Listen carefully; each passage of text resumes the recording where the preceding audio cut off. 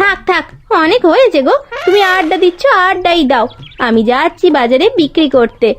তোমার যেটা কাজ তুমি করো সেটা। এই তো গো, আমি চা খেয়েই বেরোবো কাজে।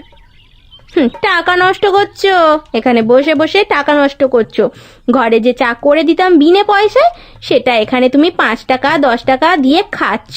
তুমি জানো এতে কত টাকা বেশি খরচা হচ্ছে? আমার হাতে চা তোমার তো আবার মুখেও রোচে না।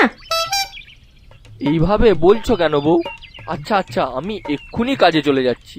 এই নন্দন, চল, কাজে যেতে হবে। এই বলে রহিম কাজে চলে যায়। এইদিকে নয়নও মাথায় ঝুড়ি করে পেঁয়াজ কলি নিয়ে বাজারে যায়। নিয়ে যান, নিয়ে যান, নিয়ে যান, পেঁয়াজ কলি নিয়ে যান। 100 গ্রামে মাত্র 10 টাকা। এমন সময় কাজ থেকে ফেরার পথে রহিম হাতে করে মস্ত বড় একটা ইলিশ